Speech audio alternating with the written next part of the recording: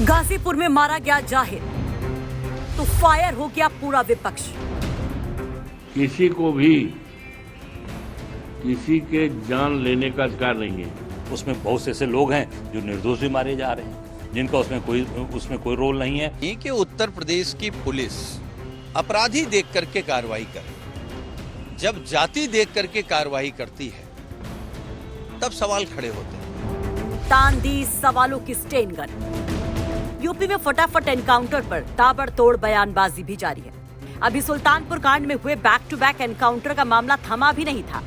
एक बार फिर से गूंज उठी गोलियां और हो गया बड़ा एनकाउंटर, जिससे यूपी तो क्या बिहार भी हिल गया। तो यहाँ सियासी भूचाल भी आ गया।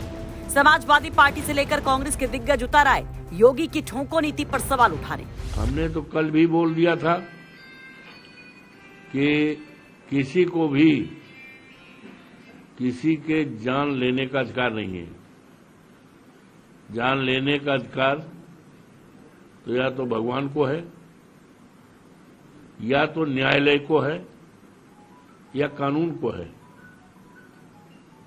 कानून को ही है किसी को जान लेने का, और पुलिस को नहीं है। इसलिए जो भी एनकाउंटर हो रहे हैं ये विधसंकर है, विरोध में है, कानून के विरोध में है। इस तरह का एनकाउंटर नहीं होना चाहिए। देखिए, मुझे केवल एक बात कहनी है कि उत्तर प्रदेश की पुलिस अपराधी देख करके कार्रवाई करे, जब जाति देख करके कार्रवाई करती है तब सवाल खड़े होते हैं। और इसी उत्तर प्रदेश की पुलिस का शानदार इतिहास रहा है। जब यही पुलिस किसी अपराधी को मारती थी तो लोग पुलिस को अपना हीरो मानते थे। आज आखिर पुलिस पर सवाल क्यों खड़े हो रहे हैं, ये बात भी एसटीएफ को सोचनी पड़ेगी, सरकार को सोचनी पड़ेगी।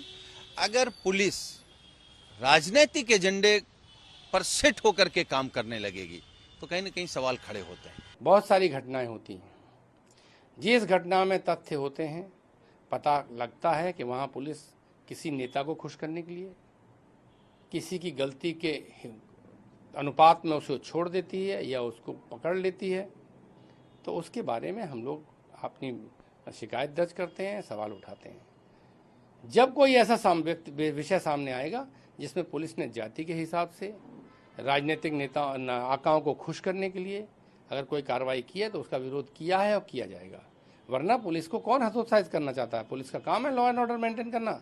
वो जब तक अच्छा काम करते हैं हम लोग भी उन्हें प्रोत्साहित करते हैं। वही कांग्रेस इस मामले पर सपा के सुर में सुर मिला रही है। 1 लाख के नामी जाहिद के एनकाउंटर पर सवाल उठा रही है। जो ये काउंटर की जो इन्होंने परंपरा शुरू की है लगातार जब से योगी जी आए हैं, ठोको नीति, ये बहुत ही दुर्भाग्यपूर्ण है और बहुत ही पूरा समाज डरा हुआ है इससे। सर क्या लगता है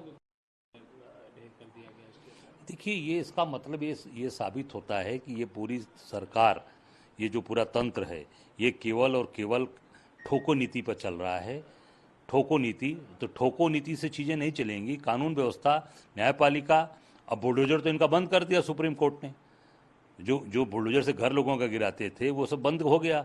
अब ये ठोको नीति जो इन्होंने जो चली शुरू की थी उसमें तेजी ला रहे हैं, और उसमें बहुत से ऐसे लोग हैं जो निर्दोष भी मारे जा रहे हैं, जिनका उसमें कोई रोल नहीं है। अब पूरा प्रदेश और जनता डरी हुई है योगी जी की ठोको नीति से। जबकि बीजेपी और बीजेपी के सहयोगी इस ठोको नीति को जस्टिफाई कर रहे हैं कि जब कोई कार्रवाई होती है, चाहे वो बुलडोजर की कार्रवाई हो, चाहे वो पुलिस से मुठभेड़ हो, सबसे ज़्यादा अगर तकलीफ किसी को होती है तो समाजवादी पार्टी को होती है। प्रदेश के लोग और देश के लोग जानते हैं कि समाजवादी पार्टी ने अपनी सरकार में गुंडे, माफियाओं सबको प्रश्रय दिया। मुख्तार अंसारी समाजवादी पार्टी के ब्रांड एम्बेसडर थे, अतीक अहमद समाजवादी पार्टी का ब्रांड एम्बेसडर था। इस तरह के बहुत सारे अपराधी जिनके खिलाफ सरकार लगातार कार्रवाई कर रही है, वो सारे समाजवादी पार्टी से जुड़े हुए पाए गए। और यही कारण है कि जब योगी जी की सरकार में अपराधियों पर कोई कार्रवाई होती है तो सबसे ज़्यादा तकलीफ समाजवादी पार्टी को होती है।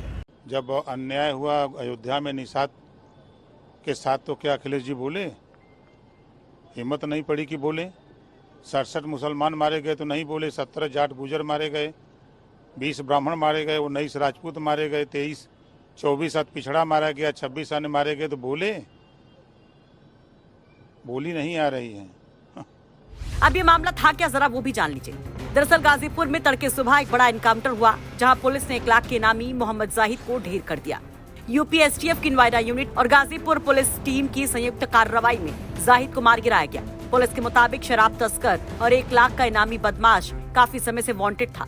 पुलिस उसकी तलाश कर रही थी।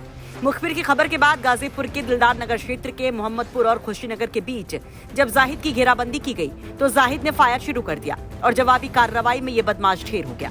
वह इसमें 2 पुलिस वाले भी घायल हुए। तो मोहम्मद जाहिद उर्फ सोनू, जो कि बिहार के फुलवारी शरीफ पटना का रहने वाला था, उस पर अपहरण, मारपीट और शराब तस्करी के कई केस दर्ज हैं। 19-20 अगस्त की दरमियानी रात को 2 आरपीएफ कांस्टेबल जावेद खान और प्रमोद कुमार बाड़मेर गुवाहाटी एक्सप्रेस में अवैध शराब की तस्करी को रोकने की कोशिश कर रहे थे। इस दौरान शराब तस्करों ने दोनों कांस्टेबल्स की बेरहमी से हत्या कर दी थी। इस हत्याकांड में शामिल 6 शातिर बदमाशों को पुलिस पहले ही गिरफ्तार कर चुकी थी। इनमें से एक मुठभेड़ के बाद घायल भी हुआ था। वहीं सरगना जाहिद फरार चल रहा था, जिसे पुलिस ने अब ढेर कर दिया है। लखनऊ से आशीष श्रीवास्तव के साथ गाजीपुर से विनय सिंह की रिपोर्ट, यूपी तक।